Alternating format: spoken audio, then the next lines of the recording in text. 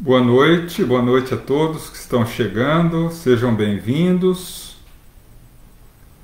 a mais uma live do GAEFA. Boa noite Conceição, boa noite a todos, boa noite seu Flávio, dona Cida, boa noite Marley, boa noite Patrícia, sejam bem-vindos. Cacilda, minha irmã, boa noite. Sônia, Edson, boa noite. Ivali, minha irmã, boa noite. Boa noite, Beth, boa noite, Luiz Leandro, sejam bem-vindos. Odete, minha irmãzinha. Dalva, seja bem-vinda. Hoje, Melissa, seja bem-vinda, minha irmã. Inês, boa noite.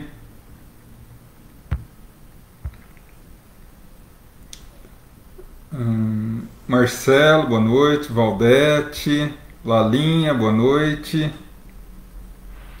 Eliana, boa noite. Sejam bem-vindos. Marcelo, meu irmão. Marcelo, seja bem-vindo, meu irmão. Acertamos lá a palestra para a rancharia, tá, Marcelo? Tá tudo certo. Obrigado pelo apoio, viu? Conversei já com o Alexandre. Tá tudo certo. Yara, minha irmãzinha, minha prima, seja bem-vinda. Rita, boa noite. Luiz Miguel, seja bem-vindo. Nara, boa noite. Pernambuco, meu irmão, muito bem-vindo. Vanice, minha irmã, seja bem-vinda. Denise, boa noite. Boa noite a todos que estão chegando aí. Hoje, como vocês puderam perceber, eu entrei um pouquinho mais cedo, que antes de começar a live eu gostaria de conversar um pouco com vocês. Hoje, como todos nós sabemos, a reunião de terça-feira, nós nos vinculamos à explanação do Evangelho, né? Troca de informações, troca de reflexões a respeito de algum tema do Evangelho, né? E logo após a vibração pelos necessitados, o passe e a fluidificação das águas. No entanto, hoje é uma noite especial para nós do GAEFA, e ao longo desses 11 meses, né, em que estamos fazendo a live, quase 11 meses, eu já considero vocês também como parte da família GAEFA, né? Então hoje, para nós, é um dia muito especial, porque hoje, dia 9 de fevereiro de 2021, o GAEFA completa 20 anos de atividades, né? E desde a primeira reunião, lá no dia 9 de fevereiro de 2001, né, onde iniciamos esse sonho de fundar essa casa, e graças a Deus ao longo desses 20 anos só nos tem dado alegria e um sentimento de fazer parte de algo maior, né, que é uma coisa muito importante, né? Então hoje, ontem, na realidade, eu pedi ao nosso mentor espiritual para que optasse pelo tema, né, que deveríamos fazer em relação a hoje, uma data tão especial, e eu, na minha inocência, imaginei que eventualmente ele proporia um tema como a biografia de Francisco de Assis, ou algo do gênero, né? Mas, ao contrário do que eu imaginava, ele optou por trocar informações hoje com todos nós a respeito da parábola das 10 virgens. Aqueles que nos acompanham há um certo tempo devem se recordar dessa explanação que ocorreu no comecinho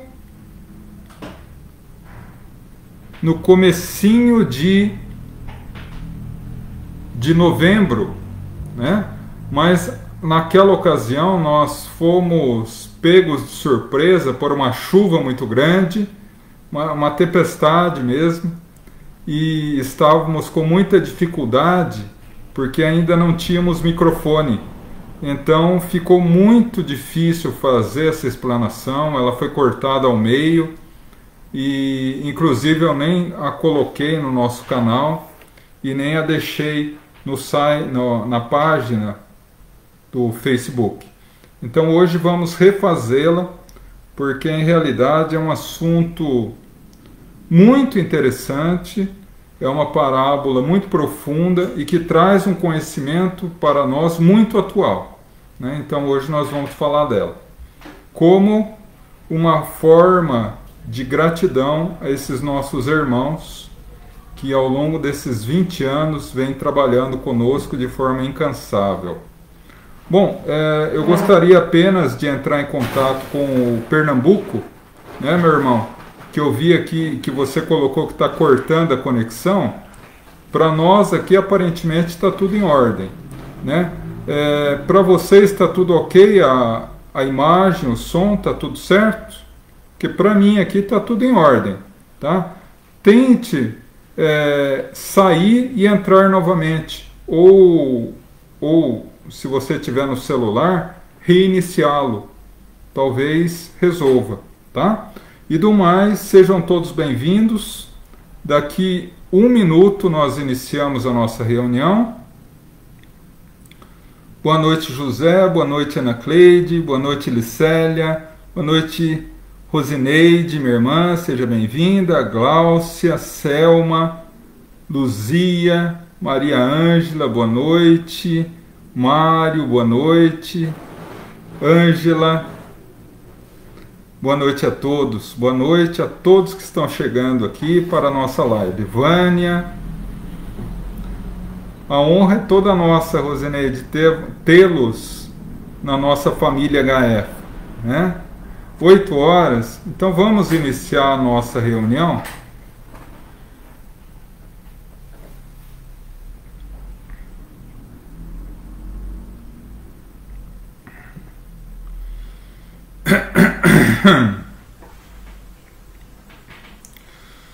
Convido a todos, nesse momento, a elevar o pensamento e o coração a Deus, a nosso Mestre Jesus.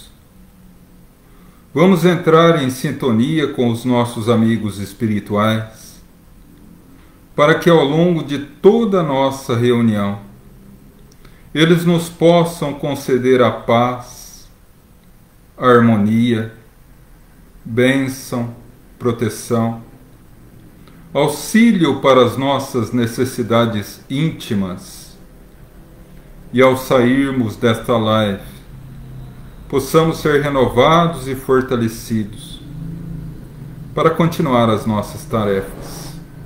Que assim seja, graças a Deus. A passagem que falaremos hoje é uma das parábolas de Jesus e está no Evangelho de Mateus, no capítulo 25, versículos de 1 a 13, a chamada parábola das 10 virgens. Então eu vou falar a parábola aqui, para que tomem conhecimento, aqueles que não conhecem, que tomem conhecimento, aqueles que já ouviram falar, que rememorizem, e depois vamos analisar de forma um pouco mais profunda. Diz Jesus nessa parábola: o reino dos céus será comparável a 10 virgens que prepararam as candeias e saíram ao encontro do noivo. 5 virgens eram prudentes e 5 insensatas. As insensatas pegaram a candeia porém não pegaram óleo. As prudentes pegaram a candeia e uma vasilha com óleo. Como o noivo demorava a chegar, elas tiveram sono e adormeceram. À meia-noite ouve-se um grito: o noivo está chegando, saiam para encontrá-lo. As virgens acordaram, despertaram e começaram a preparar as suas candeias. As insensatas disseram às prudentes: nos dei um pouco do vosso óleo, pois as nossas estão apagando. E as prudentes disseram: não teremos óleos para vocês e para nós. Saiam para comprar. Quando as insensatas saíram para comprar o óleo, o noivo chegou, e aquelas virgens que estavam preparadas entraram com ele na festa de núpcias, e as portas se fecharam. Logo depois, as outras chegaram, batendo na porta, diziam: Senhor, Senhor, abra a porta para nós. E o Senhor responde: em verdade, eu vos não conheço. E assim advirto: vigiai, porque ninguém sabe o dia ou a hora. Aparentemente, é uma parábola quase que infantil e sem lógica. Mas nós precisamos entender que o povo hebreu era um povo à época de Jesus em que a taxa de analfabetismo era de cerca de 98%. A esmagadora maioria da população era analfabeta. Então, para que eles pudessem estudar a lei de Moisés, para que eles pudessem estudar o Antigo Testamento, as leis sagradas, e transmitir isso, eles usavam a linguagem, o boca a boca, e educavam seus filhos desde os 2 anos ao estudo das leis sagradas. E para isso, eles não tinham condições de passar através de leituras ou através de conhecimento escrito, porque a escrita à época era extremamente cara. Não havia papel. O que era escrito era em pergaminhos de couro de carneiro, que eram extremamente caros. Então, se habituou a passar as informações por histórias fictícias, fantasiosas, com fundo moral, para trazer o conhecimento. E essas histórias eram chamadas de parábolas. Existem várias no Antigo Testamento, bem como no Novo Testamento. E Jesus se utilizou dessas parábolas com muita frequência. Com muita frequência. Tanto é que nós temos várias parábolas nos evangelhos. Porém, há uma passagem do evangelho que é o sermão profético. O que é o sermão profético? É uma passagem em que Jesus se volta a falar aos apóstolos diretamente e aos seus discípulos e seguidores indiretamente sobre os acontecimentos que viriam se dar no futuro em relação ao cristianismo, à Boa Nova. E por isso, sermão profético.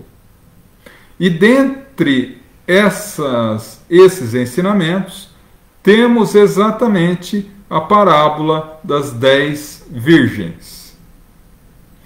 Mas aí nós vamos analisar o porquê essa história quase infantil, relacionando virgens, candeia, noivo, o que elas têm a ver com algo que seria profetizado por Jesus. Antes de analisarmos profundamente a parábola, é necessário apenas entender o contexto dela. Por que Jesus usou essa linguagem? Por que ele usou esse exemplo para montar a sua parábola? Quando haveria um casamento, uma festa de núpcias, era comum, era habitual na cultura hebraica que a noiva se dirigisse à casa do noivo para o casamento, acompanhada de 10 virgens, que era o que nós poderíamos considerar hoje como madrinhas, não é? Então era um hábito comum, tá? Então por isso Jesus se refere a 10 virgens. A candeia era como se fosse uma luminária que eles utilizavam para caminhar à noite, que era alimentada por óleo. Então, quando eles falam que pegou a candeia, umas pegaram óleo, outras não, significa que aquelas insensatas não pegaram óleo para a viagem inteira. E ao encontrar o noivo, ou seja, ao chegarem no local preparado para a festa de núpcias, e aí vem toda essa relação que aparentemente aqueles que não têm um conhecimento muito vasto da cultura hebraica ou dos costumes à época, ficam imaginando, mas por que Jesus coloca tantos termos que hoje parecem quase que incompreensíveis? Exatamente porque eles falavam a pessoas pobres, pessoas simples, trabalhadores do campo, pescadores, que teriam uma dificuldade muito grande de entender se não fosse usado essas alegorias da parábola. Então, dessa forma, nós podemos tirar 2 sentidos dessa parábola. Um simples e superficial, outro mais profundo e denso. Ao estudar o Evangelho, e isso não é só uma questão minha, mas todos que aprofundam o Evangelho e o estudo do Evangelho chegam à mesma conclusão.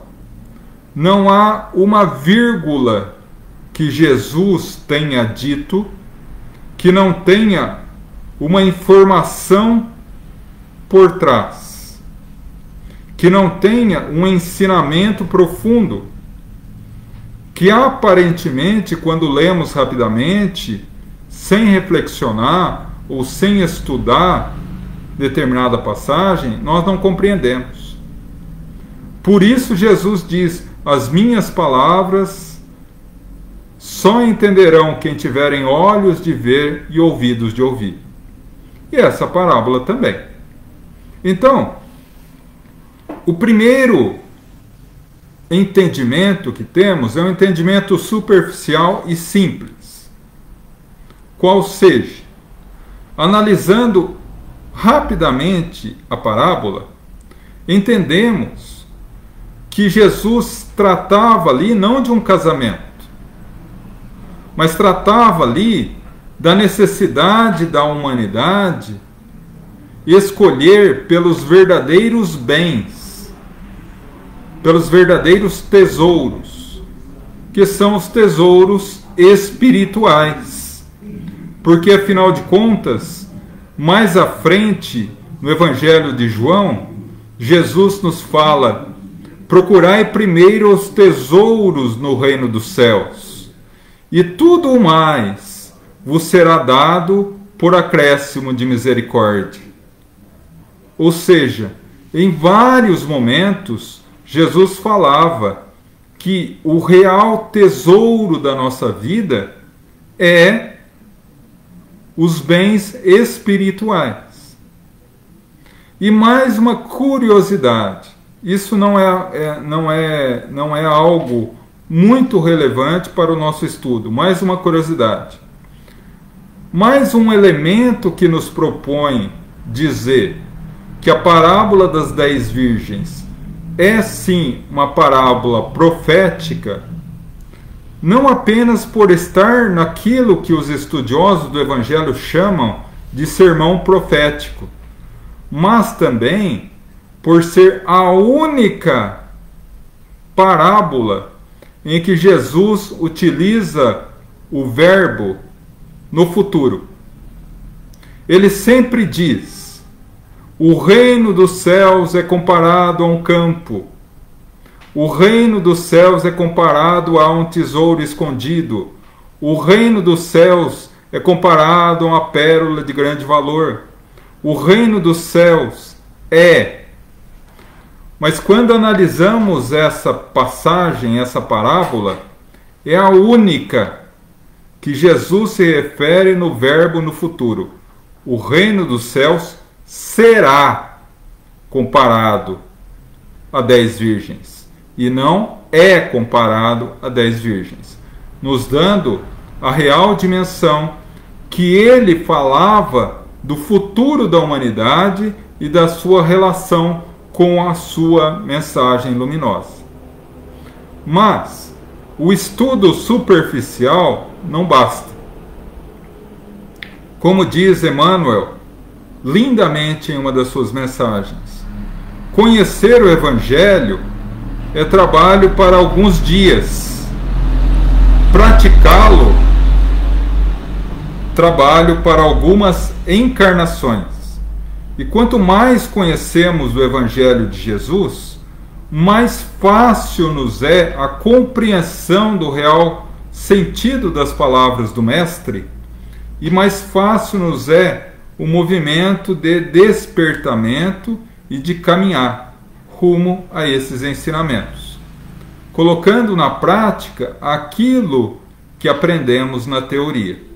Então, vamos ao sentido mais profundo da passagem.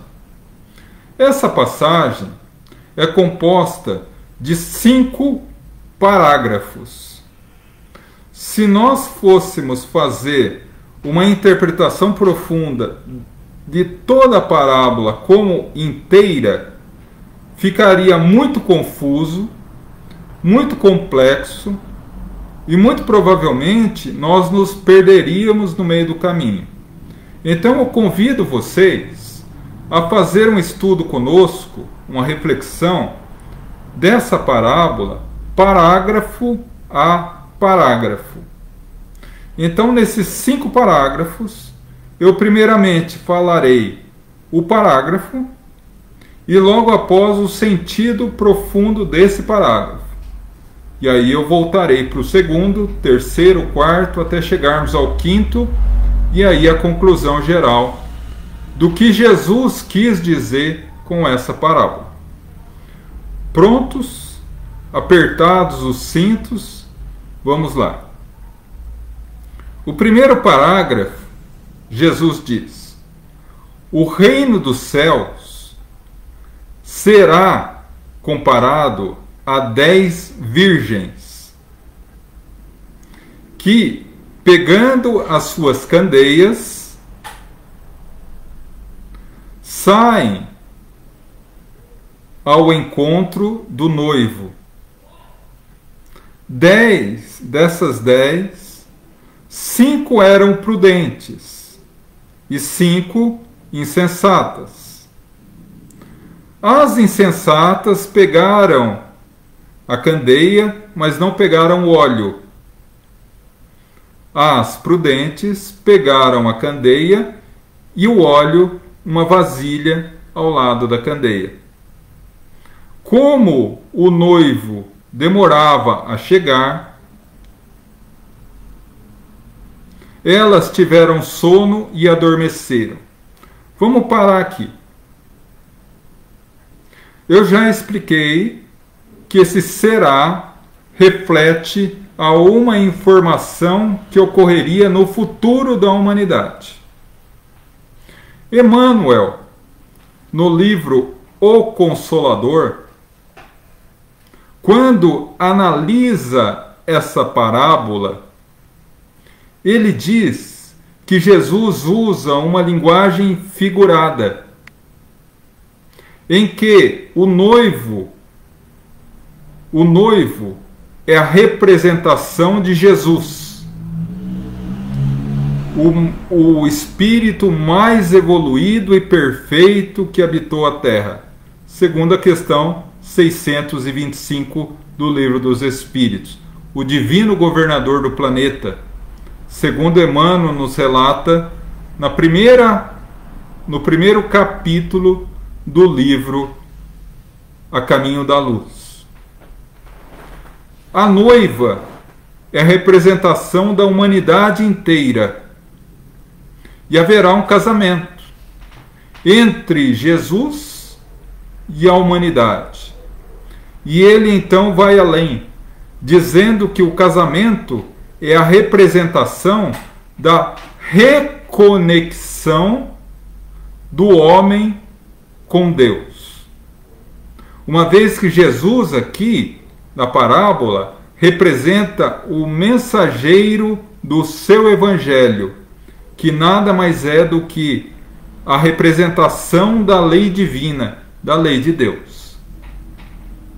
Tanto é verdade que o casamento é uma representação da reconexão do homem com Deus, nos traz uma reflexão interessante, que o homem está desconectado de Deus. O que faria um grande pensador alemão do século XVII afirmar que enquanto o homem não entender Jesus, ele não saberá o que fazer da sua própria vida. E além, ele diz, o ser humano perdeu o endereço de Deus. Então, nós estamos perdidos, desconectados, mas não pela visão ancestral de que Deus nos castiga, que Deus nos abandonou na terra, que Deus nos quer sofrer.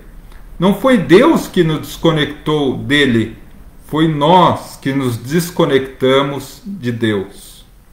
Tanto é que na parábola, na história fantasiosa, e aí vamos com todo respeito aos nossos irmãos de outras religiões, mas a doutrina espírita afirma isso.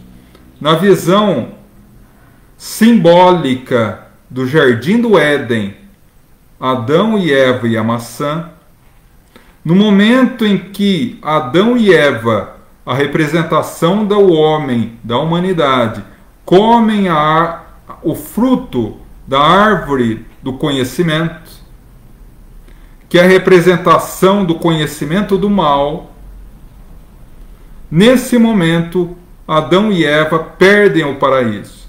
É uma representação clara de que, no momento em que o homem se volta ao mal, ele se desconecta de Deus. E a partir daí, há toda uma trajetória para que o homem consiga reconectar. Essa história de reconexão da humanidade com Deus é a Bíblia. Início, Gênesis, Jardim do Éden, o paraíso, a conexão total da humanidade com Deus. Desconecta pelo aprendizado do mal e a escolha pela prática do mal. Desconecta. Passa a Bíblia inteira tentando reconectar. até que chega no último livro da Bíblia, Apocalipse, escrito pelo apóstolo João, onde há reconexão e a nova Jerusalém desce à terra, fazendo da terra um paraíso. Então são mensagens simbólicas, assim como essa passagem. Tanto é que, como eu comentei, virgem é uma representação daquelas mulheres que acompanhariam a noiva. No caso da nossa explicação, seres que acompanhariam a humanidade. A representação, como Emmanuel diz, da noiva. Pois bem, o profeta Oséias, um dos profetas do Antigo Testamento, que viveu por volta de 700 anos antes de Cristo, em um dos seus textos, ele tem uma linguagem figurada em que ele usa duas palavras representativas para que possa interpretar duas condições do homem. Homem, aqui humanidade. Aquele que ama a Deus, aquele que se esforça por seguir a lei de Deus, ele chama de virgem, de purificado, virgem. E aquele que não ama a Deus, que não segue as orientações de Deus e, portanto, segue o caminho do mal, o caminho da desconexão, é chamado de prostituta. Por isso, nós entendemos, segundo Oséias, na sua figura de linguagem figurada, complementada pela parábola das 10 virgens, que virgem tem o sentido daquele que ama, daquele que se esforça por seguir Jesus. E a prostituta, aquela que não ama, que não segue Jesus, que não está conectado com Deus, ou seja, aquela pessoa que Deus é um ilustre desconhecido e que ela não faz ainda nenhum movimento para se adequar à lei divina.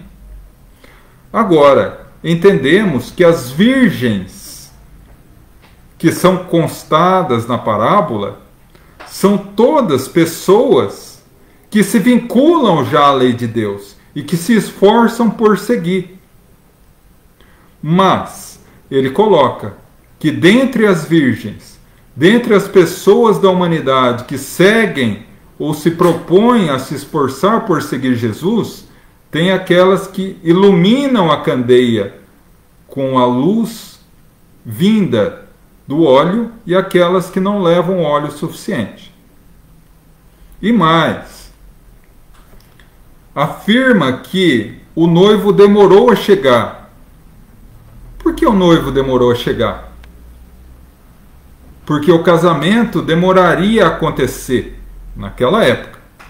O casamento, mais uma vez afirmando, ser a conexão ou a reconexão do homem com Deus, que nós na doutrina espírita chamamos de transição planetária, mundo de regeneração, onde os corações serão regenerados, que naquela época ainda faltava muito, mas hoje estamos em pleno processo de transição. Então, demorou muito a vir o noivo. O que aconteceu com as virgens, com a humanidade? Lembrando que aqui Jesus se refere à humanidade que já compreende Jesus, que já ouve a sua mensagem e que já tenta se esforçar por segui-la. Teve sono e adormeceu. Teve sono, teve preguiça de seguir Jesus, porque dá trabalho. Não é fácil seguir Jesus. Jesus mesmo já disse: se esforçai por atravessar a porta estreita, passando pela estrada estreita, cheia de espinhos e pedras, mas é a única que leva à salvação.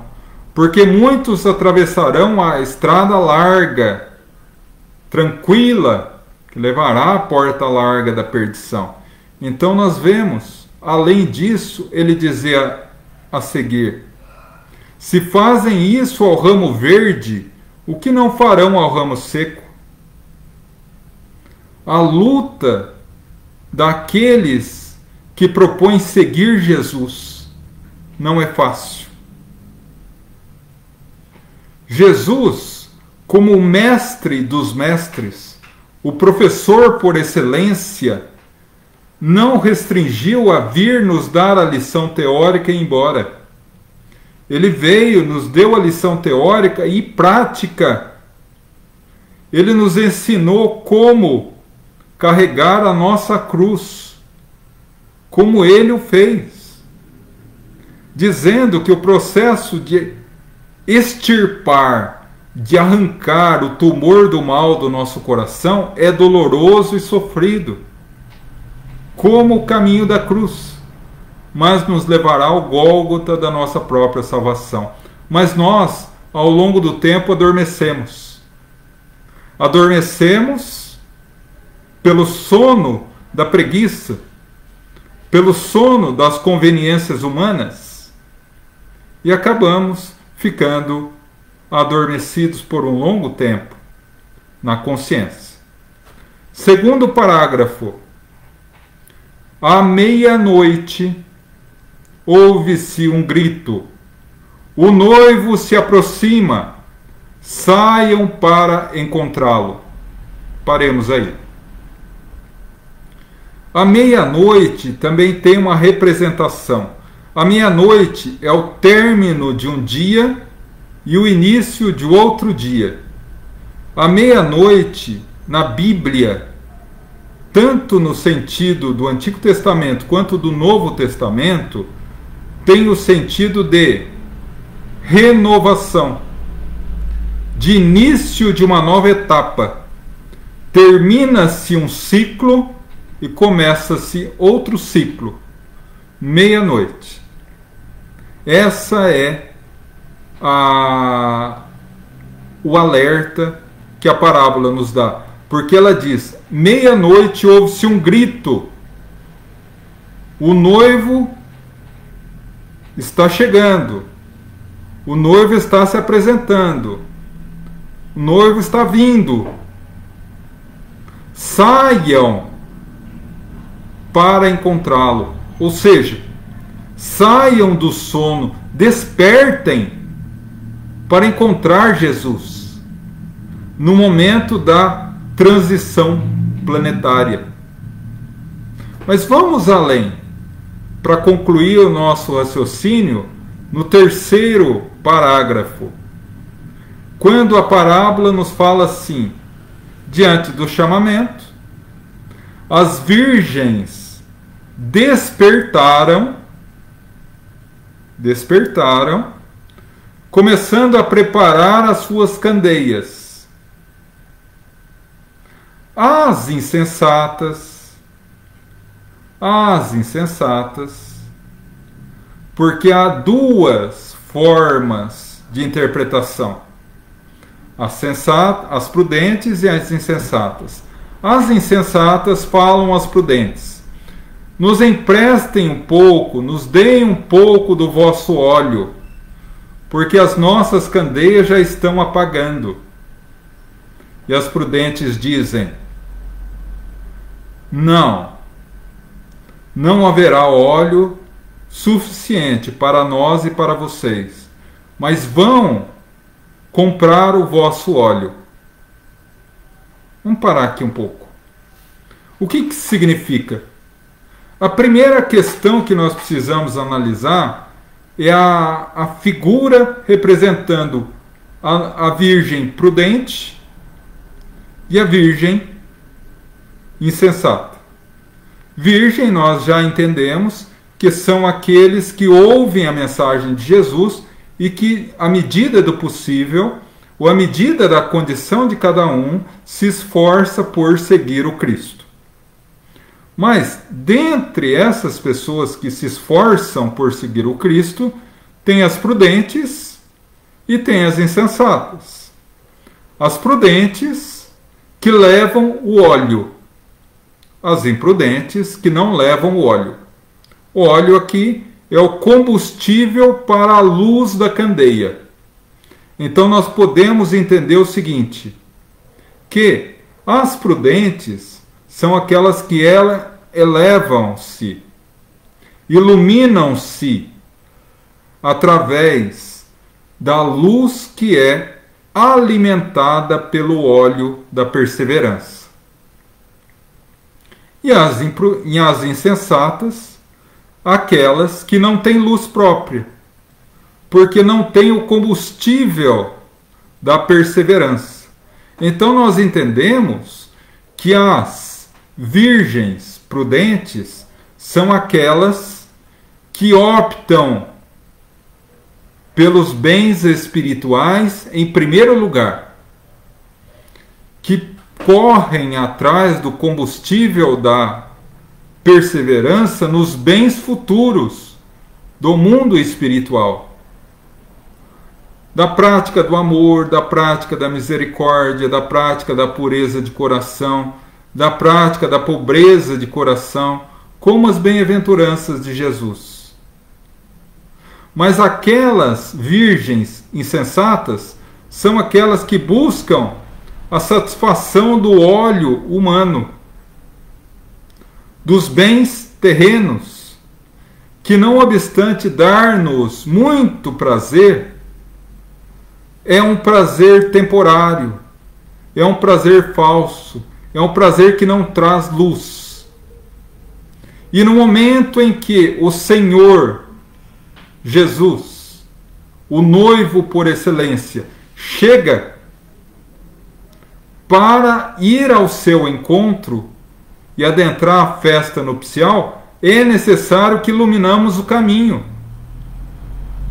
Aquelas que têm o óleo da perseverança, de ter colocado a sua vida nos bens espirituais, acende a candeia. E aquelas que não têm? Não têm luz. Então a representação da candeia acesa pelo óleo das prudentes é a representação daqueles indivíduos que ouvem Jesus, que se esforçam por seguir Jesus e através desse esforço conseguem adquirir luz própria, acendendo o seu coração. E as insensatas? As que não têm o óleo da perseverança e, portanto, não conseguem acender a sua luz. Porque, aparentemente, quando lemos a parábola, nós ficamos até meio chateados com as prudentes. Poxa, que sovinícia é essa? Não querer dar o óleo às outras que estão no escuro? Que falta de caridade! E muitas vezes as pessoas não compreendem que a candeia representa a luz própria. E quando Jesus coloca a afirmação que as prudentes não dariam o seu óleo às insensatas, e que, ao contrário, falavam para ela ir comprar o óleo, significa o quê? Que ninguém empresta a sua luz própria para ninguém. A luz própria de cada um não se empresta. É impossível nós, por mais que nós amemos alguém, que nós possamos evoluir pelo outro ser. É impossível. Porque se fosse assim, os nossos queridos irmãos espirituais, os nossos anjos da guarda, os nossos amigos de luz, assumiriam as nossas cruzes e seguiriam adiante. E lá no final nós poderíamos dizer: olha, que bom, cheguei à perfeição graças aos meus amigos que levaram a cruz por mim. E Jesus, mais uma vez, nos dá o exemplo. Ele teve sim o Cirineu, que levantou a cruz para ele, mas o Cirineu não levou a cruz. Quem levou a cruz foi Jesus. Quem leva a cruz de cada qual somos nós. Os familiares ajudam. Os mentores fortalecem, orientam. Jesus, através do seu evangelho, direciona o caminho, mas cada um tem que caminhar. Então, assim, entendemos que não conseguimos evoluir pelo outro. Vamos colocar isso num exemplo muito prático, muito simples. Uma mãe e seu filho. Esse filho, aos 12, começa a usar maconha. Aos 15, está na cocaína. Aos 17, está no crack. Aos 20, é traficante. Já é um coração endurecido, sem sentimento. Aos 25, morre baleado num confronto com a polícia. Vai para o inferno teológico, o vale de sombras e de dor. Apenas lembrando, gente, isso é uma figura de linguagem. A mãe, prestimosa e boa, continua sua vida. E não obstante, com a dor no coração, continua a ser um exemplo de renúncia e de amor ao próximo. Morre, vai para o céu teológico, o céu representativo, encontra com Deus. Deus abre os braços e diz: minha filha, foste boa, prestimosa e honesta, ganhastes o céu. O que essa mãe vai falar para Deus?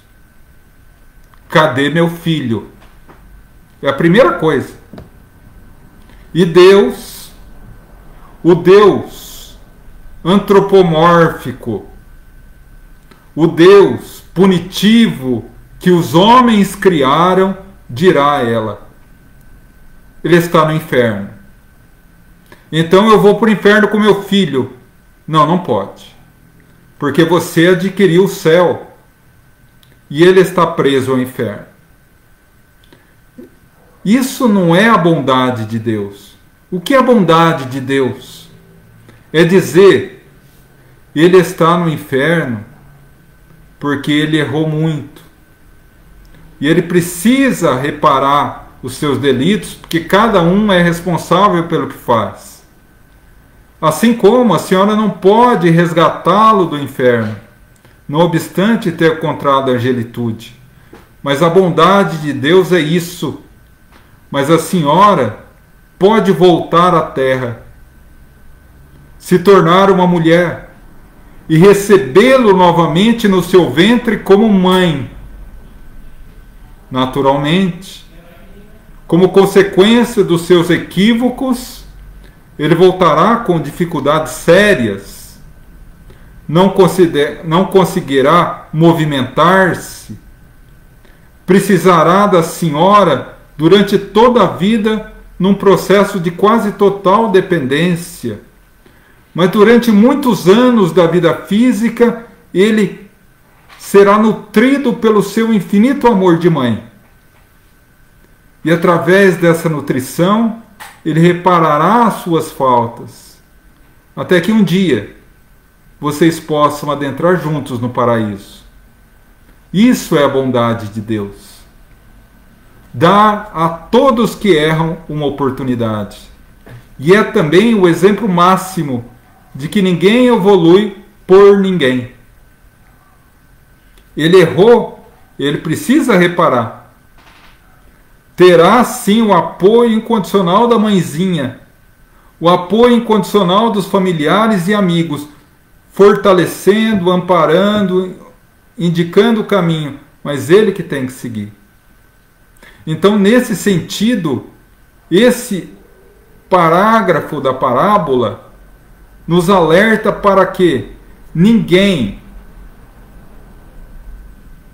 empresta a luz de ninguém. E as virgens insensatas, em outras parábolas Jesus configura como loucas, são as pessoas que, ainda não conseguindo ter luz própria, vivem na vida física dependentes da luz dos outros. Não conseguiram ainda a coragem de acender a própria luz, através do candeeiro do Evangelho, da candeia do Evangelho e do óleo da perseverança. Vivem à sombra da luz do próximo. E quando esse próximo se afasta por um motivo ou outro, ele fica desnorteado procurando outra pessoa que possa iluminá-lo, porque ele não tem coragem de se iluminar. Por isso que ao final desse parágrafo, as virgens prudentes orientam as virgens insensatas: vai e compra o seu óleo, para que a vossa luz brilhe também. Vamos seguir para o 4º parágrafo. Quando as virgens insensatas saíram para adquirir o óleo, veio o noivo, e as virgens prudentes que estavam preparadas entraram com ele na festa de núpcias, ou festim nupcial, e foi fechado a porta. Mais tarde, quando as outras chegaram, bateram a porta e disseram: Senhor, Senhor, abra para nós. E o Senhor disse: em verdade não vos conheço. O que isso significa? Significa que todos aqueles que demoram por entender a necessidade de brilhar a própria luz, ficam provisoriamente impedidos de participar da festa nupcial. Lembra lá no começo da nossa reflexão, quando eu disse que Emmanuel, no livro O Consolador, afirmou que o casamento ou a festa nupcial é uma representação da reconexão do homem com Deus, ou seja, a regeneração da humanidade e do planeta?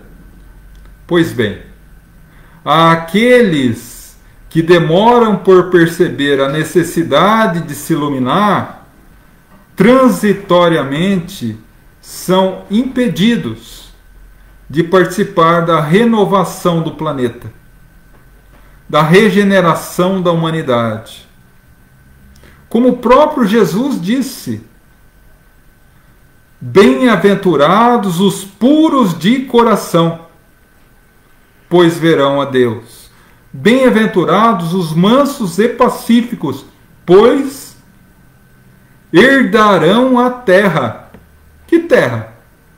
A terra renovada, que só dará guarida vibratória, só terá condições de viver na terra espíritos que estiverem em condições vibratórias compatíveis à terra.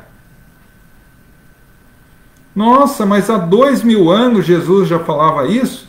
Mais. Há 3.500 anos,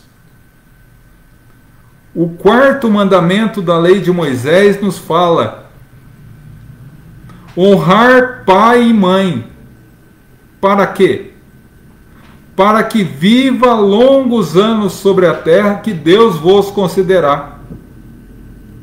Se nós fizermos um cálculo simples, 3.500 anos,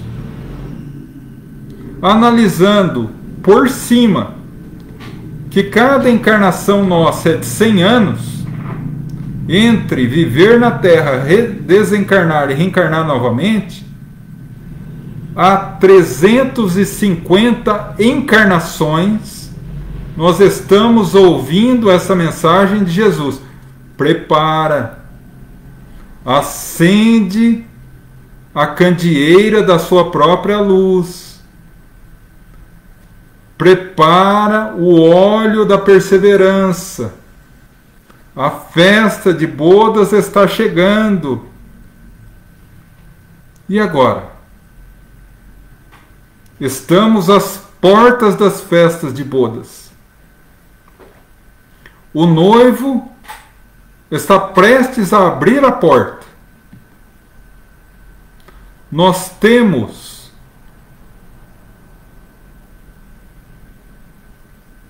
a luz própria? Nós estamos com a luz necessária? Temos o óleo e a candeia luminosa? Ou temos a candeia da vontade, mas ainda não conseguimos acendê-la pela falta do óleo da perseverança no bem? É uma pergunta que não vai apenas para vocês, mas para mim também e para todos nós. Para todos nós.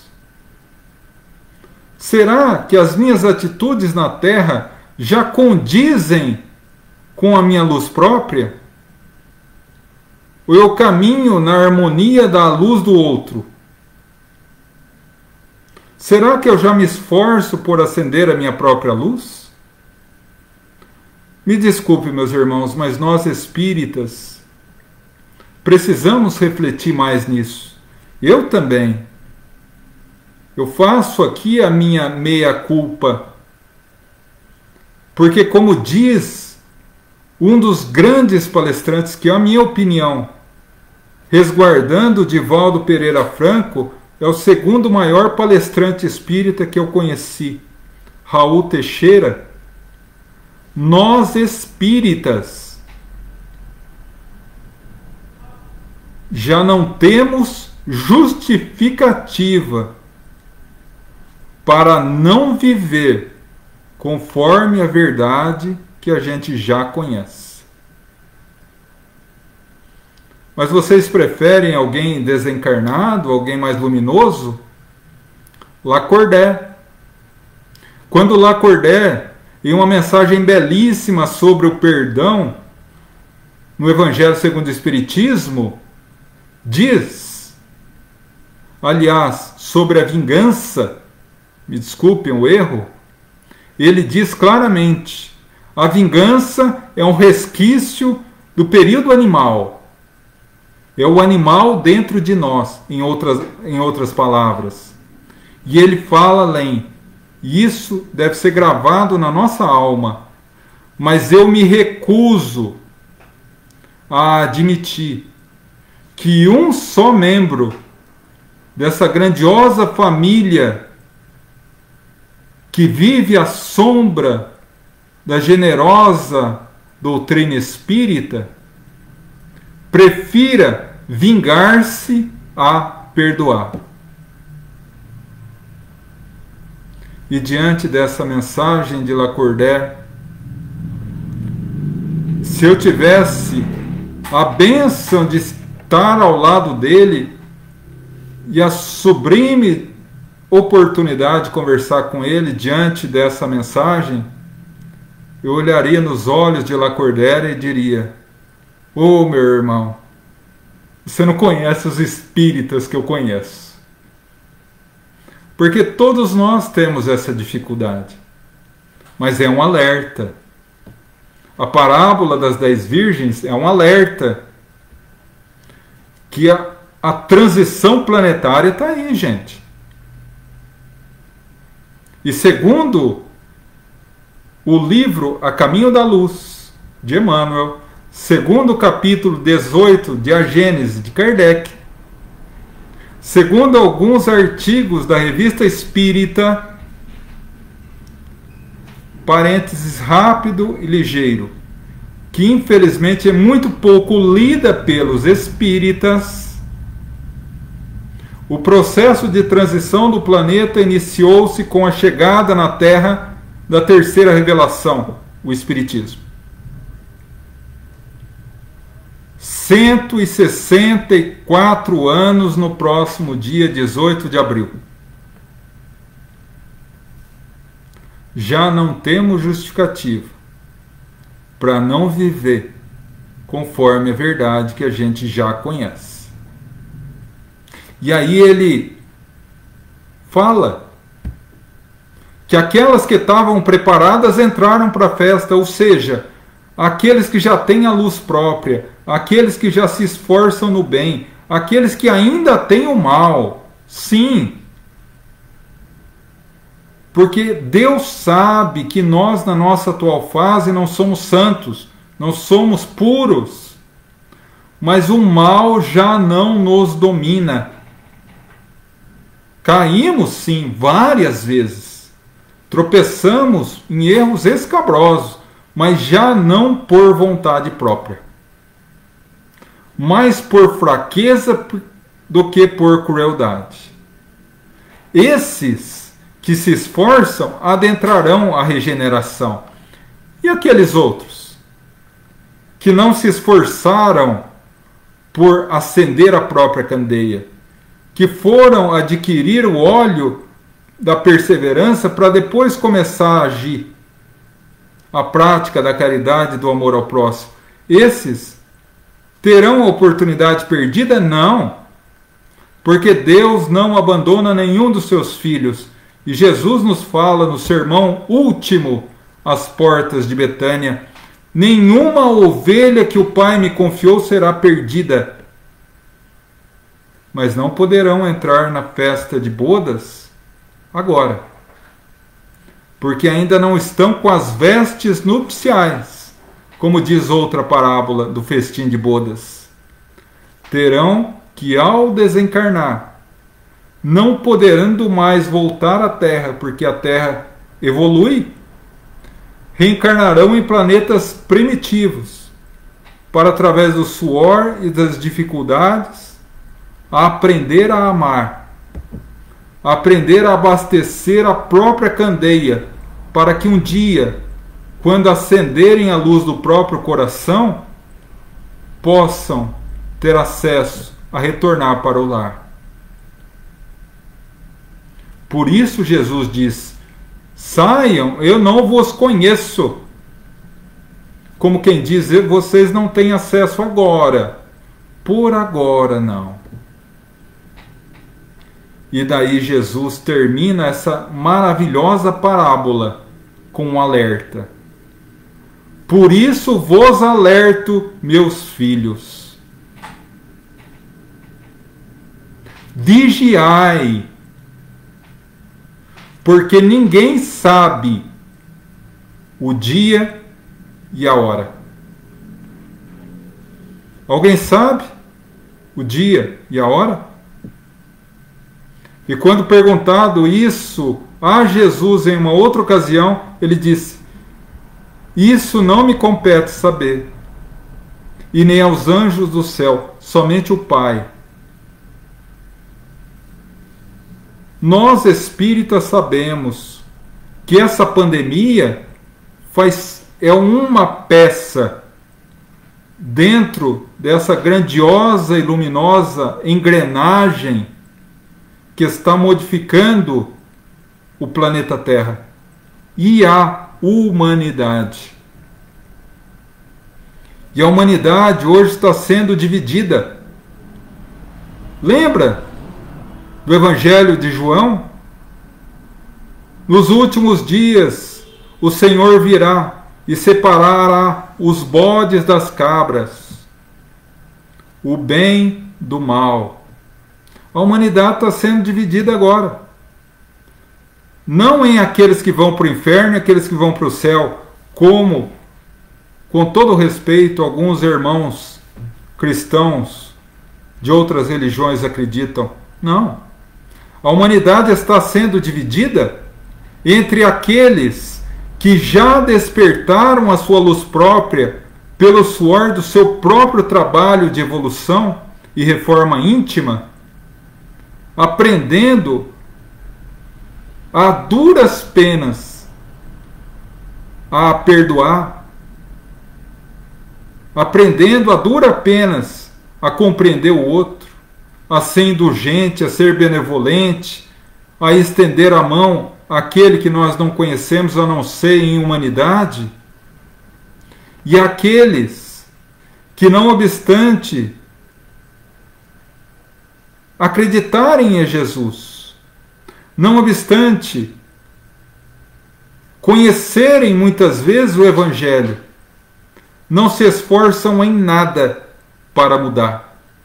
E pior, têm um certo prazer mórbido em não perdoar, em não compreender, em não ajudar o outro, em alimentar o orgulho e o egoísmo. Então estamos num momento decisivo, meus irmãos. E Jesus nos orienta: vigiai. Não é para vigiar os outros, não é para vigiar o vizinho, o colega, o trabalhador na casa espírita, colega de trabalho, o irmão da rua. Não. Vigiar a nós próprios. Rememorando uma resposta que o Espírito de Verdade deu a Kardec no Livro dos Espíritos: qual o meio prático mais eficaz de atingir a plenitude e a paz e a felicidade? Um velho e sábio da antiguidade já vos disse: conheça-te a ti mesmo. Conhecer-nos, olhar para dentro de nós, ver o que está certo, porque nós temos muita coisa boa, e fortalecer isso mais ainda. E aquilo de ruim não é para a gente sentar e chorar, é para a gente mudar, porque Jesus está às portas nos chamando ao trabalho da renovação. E é essa a grande mensagem da parábola das 10 virgens. A grande pergunta que fica, meus irmãos, no momento em que o noivo abrir a porta do festim de bodas, nós estaremos diante da porta com a candeia acesa? Ou teremos ido comprar o óleo? Que Deus nos abençoe. Vamos agora às nossas vibrações.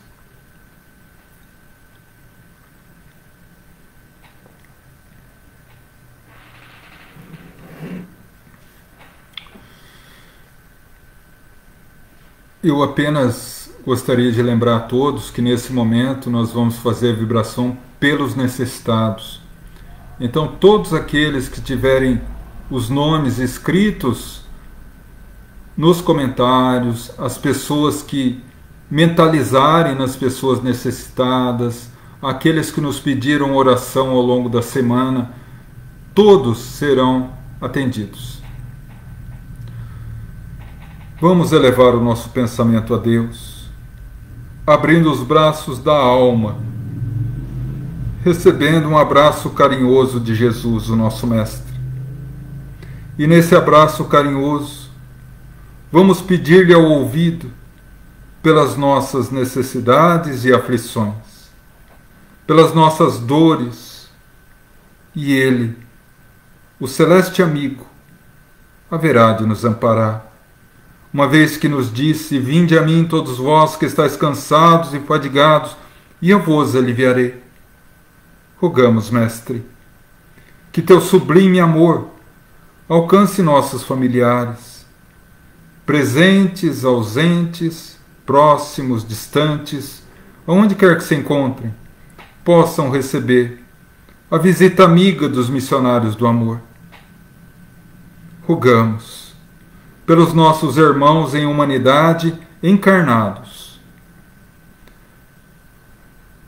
que passam por provas e expiações, seja na fase da infância, da adolescência, na fase adulta ou idosa. Rogamos, Mestre, que Tu sejas o farol a nos iluminar o caminho reto para atingir a plenitude e a paz. Rogamos por aqueles que passam pela vida física aprisionados a um leito de hospital, a doenças tidas pela medicina como incuráveis. Rogamos a cura, Senhor. Mas se não for possível, uma vez que a doença é remédio amargo para a cura do espírito, rogamos fé, perseverança, resignação e, sobretudo, a certeza que dia virá encontrarão muito mais do que a saúde física, a saúde espiritual. Pedimos agora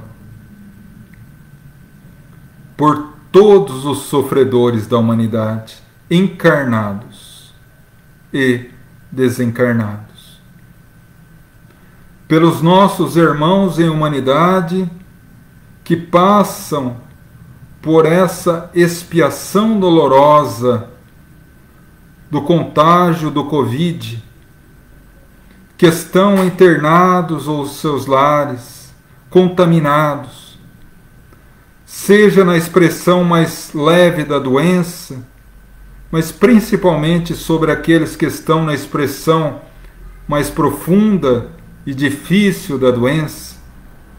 Rogamos a vossa bênção, Senhor, que a legião de espíritos nobres possa amparar-lhes, amparando a toda a humanidade, nos auxiliando a transpor esse desafio para que possamos ser renovados e fortalecidos, para que esse desafio possa ser tido para nós, como uma oportunidade abençoada de redenção.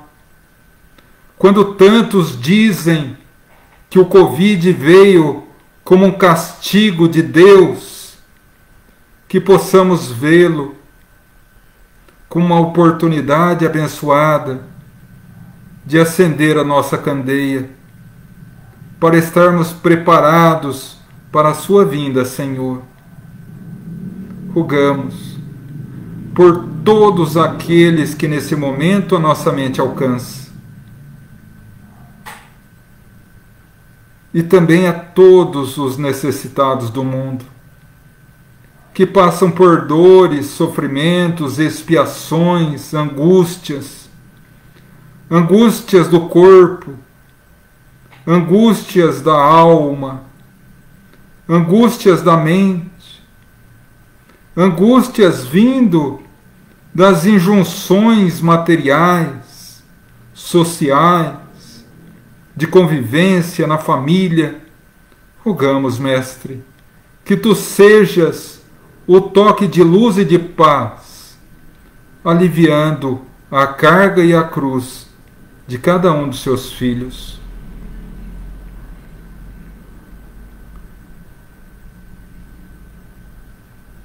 Rogamos agora pelos nossos irmãos já desencarnados, nossos familiares que se foram antes à pátria espiritual, que Deus os ilumine e amparem na nova oportunidade de etapa das suas vidas, que seja gloriosa e de paz, e que, quanto a nós, tenhamos a força de compreender que a morte não mata o amor, que a morte não mata a vida, e que possamos oferecer-lhes um buquê luminoso da nossa saudade, banhada na fé em Deus.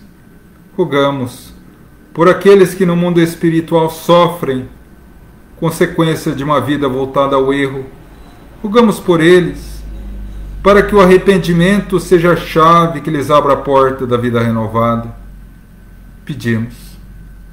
Pelos nossos irmãos suicidas, que a doce Mãe Maria de Nazaré envolva-lhes no seu abraço maternal, abrindo-lhes diante dos olhos a renovação de uma vida nova. Rogamos pelos nossos irmãos endurecidos no mal, pelos nossos irmãos que diante desse período de transição ainda insistem no orgulho e no egoísmo. Rogamos, Mestre, cura-os, Senhor, com a sua verdade, para que a verdade os liberte e os cure.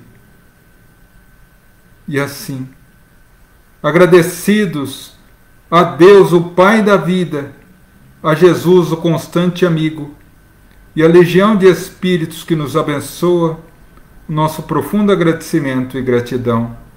Pai nosso, que estais nos céus, santificado seja o vosso nome. Venha a nós o vosso reino. Seja feita a tua vontade, assim na terra como no céu. O pão nosso de cada dia dai-nos hoje. Perdoa nossas dívidas, assim como perdoamos os nossos devedores. Não nos deixa cairmos em tentação, livrando-nos do mal. Amém. E agora, vamos à vibração do passe.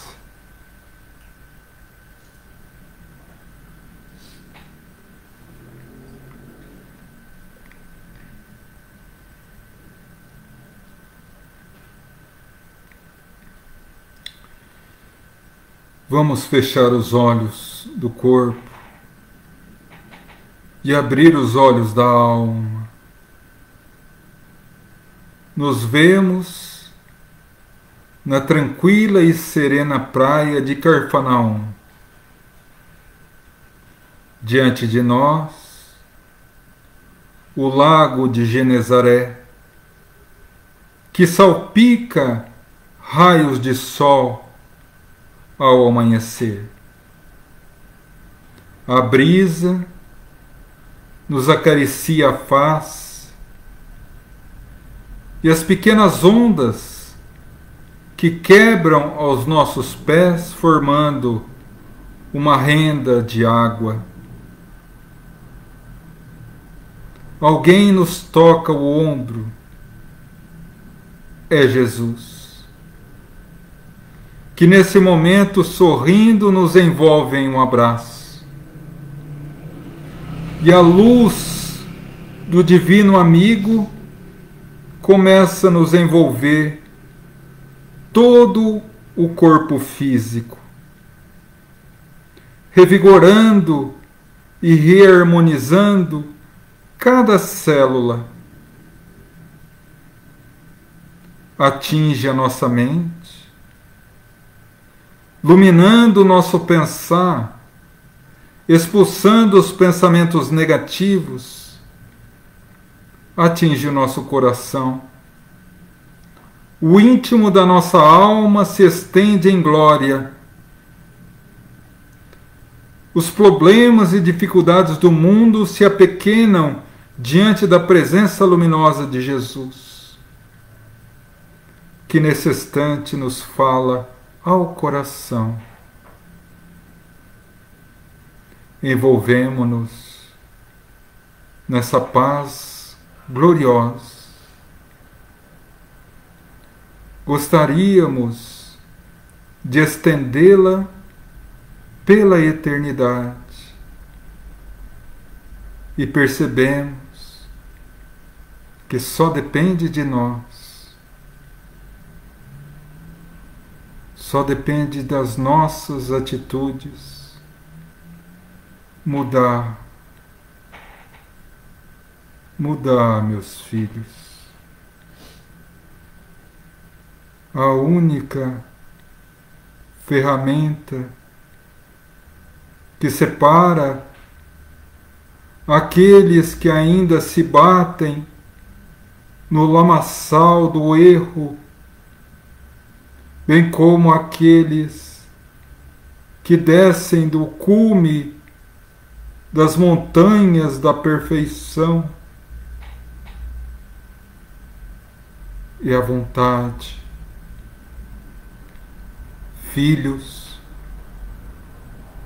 que por séculos estamos caminhando pela humanidade, alimentando o homem velho e vicioso.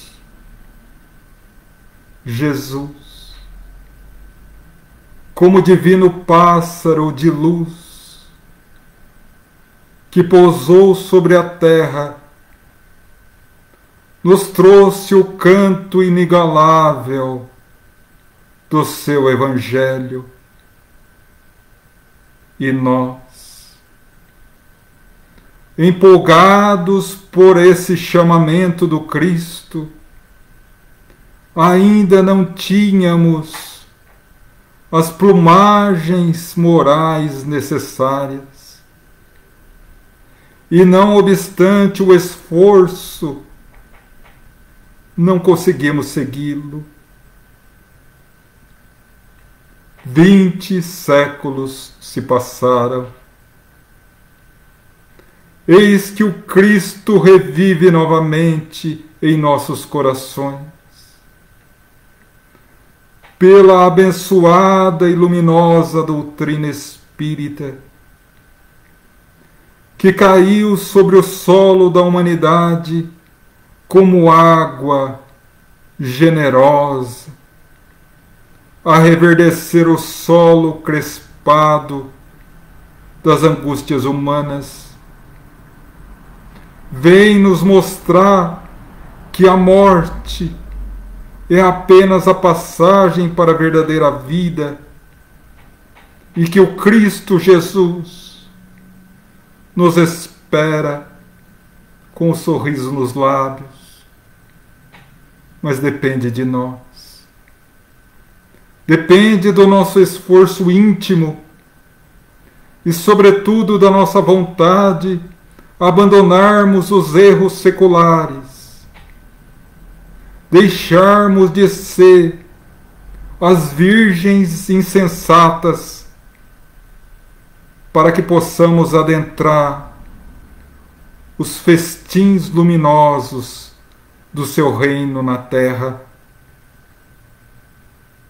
Nesse momento de crise, meus filhos, quantos muitos choram desesperados e aflitos, maldizendo Deus, sejamos nós os herdeiros da imortalidade, que elevemos o coração em prece a Deus, agradecendo a divina oportunidade da redenção da humanidade,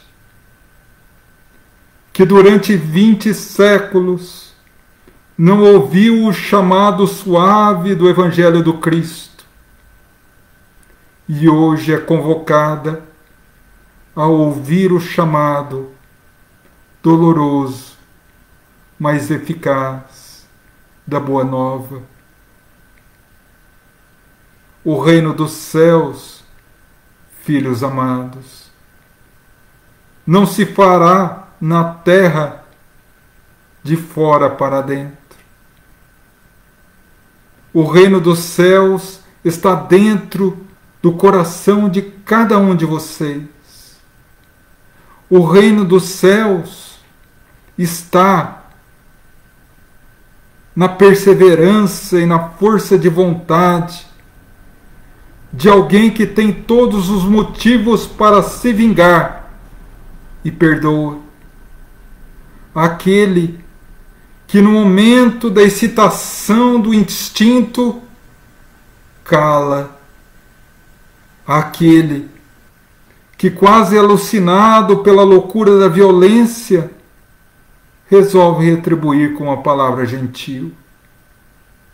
Esse é o reino dos céus, meus filhos. E a nossa tarefa é incitar-lhes a perceber a força que existe dentro do nosso coração.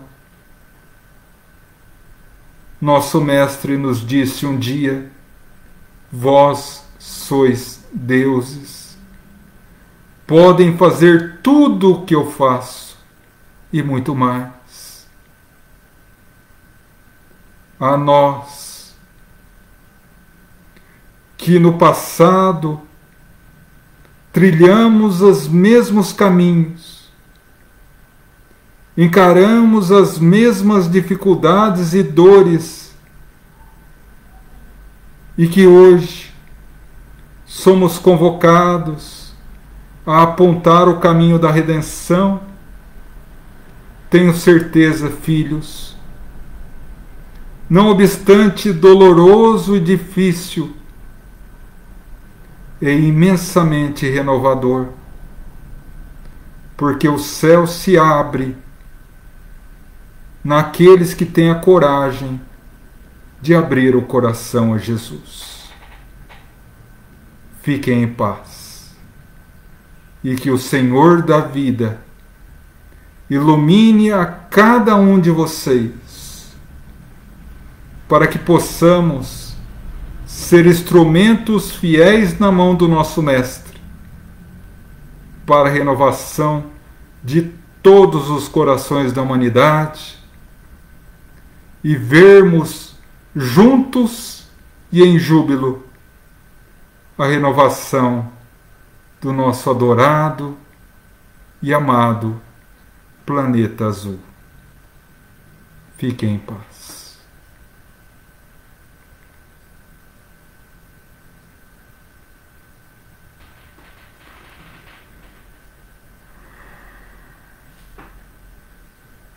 E assim, meus irmãos, encerramos a nossa live. Nossa profunda gratidão ao nosso irmão espiritual que nos deu a honra de trazer algumas palavras de incentivo e força. Agradecer a todos os trabalhadores espirituais que aqui estão conosco nessa corrente luminosa. A Francisco de Assis, o nosso patrono da nossa casa, a doce Mãe Maria de Nazaré, a Jesus, o nosso Mestre, e a Deus, a quem humildemente entregamos mais essa reunião, rogando que a tua infinita misericórdia cubra cada irmão que está nessa live, a cada irmão da humanidade, encarnado e desencarnado, abençoando essa casa do Gaefa, para que possamos continuar o trabalho por mais 20, 40, 80, quantos anos forem possíveis, para que esse cantinho de luz na terra jamais perca o óleo da luminosa candeia. Que assim seja, graças a Deus. Meus irmãos, minha profunda gratidão, meu profundo carinho pela presença de cada um de vocês nesse dia tão especial para a nossa casa, que recebemos a visita de um amigo, de um irmão tão querido aos nossos corações, que nos trouxe palavras que realmente nos chamam à reflexão do momento da mudança. Meu profundo carinho, meu profundo afeto, sintam-se abraçados pelo meu coração. Não tenho o que falar a não ser a gratidão profunda aos amigos espirituais que aqui estão conosco, a todos vocês que estiveram conosco, fortalecendo e engrossando essa fonte de luz que atingiu tanta gente nessa noite. Que Jesus abençoe a cada um de vocês. Esta live ficará na nossa página do Facebook. Daqui a alguns instantes também estará no nosso canal do YouTube. E é isso, meus irmãos. A emoção está falando mais forte que as palavras. Eu não consigo falar muito mais do que isso, tá? Depois de amanhã, quinta-feira, às 8 horas da noite, mais um encontro agora com o nosso Pinga Fogo, perguntas e respostas. Tenham uma noite de muita luz e muita paz. Fiquem com Deus. Gratidão.